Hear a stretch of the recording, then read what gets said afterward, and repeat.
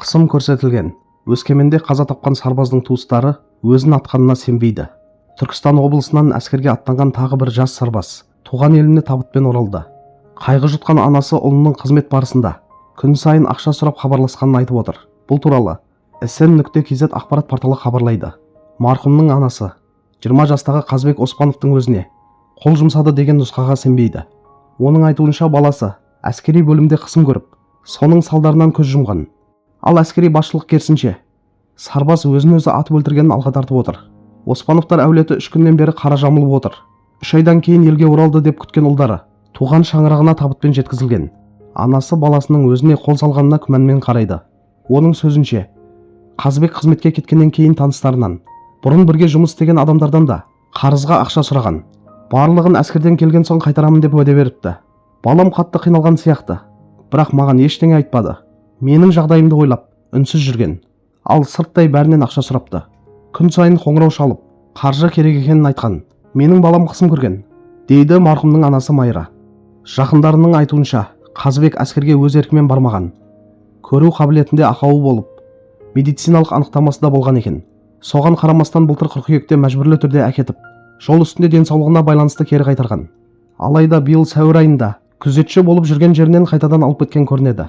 Ал қорғаныс министрлігі сарбаздың әскерге өзі сұранып барғанын мәлімдеді.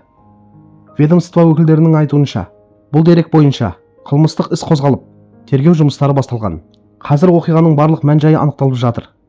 Ал іс әскери прокуратураның бақылауында. Марқұмның туыстары өлімге қатысты күмәнді жайттардың көп екенін айтады. Қарауыл кезіндегі бейне бақылау жазбалары сақталғанмен, оқ атылған сәт камерада көрінбейді. Сонымен қатар сот медициналық қорытындыда өлім себебі бас ми жарақаты деп көрсетілгенімен, құжатта мөр болмаған. Қаралы отбасы осының бәрі істің көмескі тұстары екенін айтып, әділ тергеу жүргізілуін талап етуде.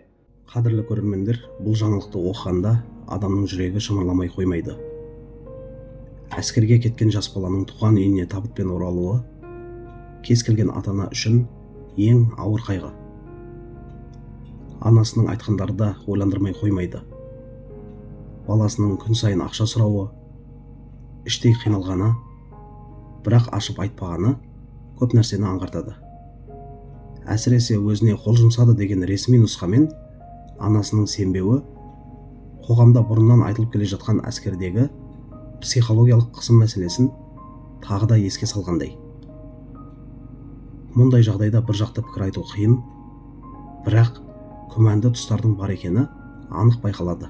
Екінші жағынан бұл істің тергеуге алынғаны және әскери прокуратураның бақылауында екені аз да болса үміт сыйлайды.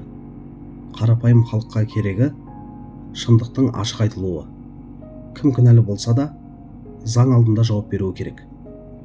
Әскер тәртіп пен қауіпсіздік орны болуы тиіс. Ал мұндай қайғылы жағдайлар сенімді әлсіретеді. Сондықтан бұл іске барынша әділ, ашық тергеу жүргізіліп, марқұмның отбасына нақты жауап берілсе екен дейсің.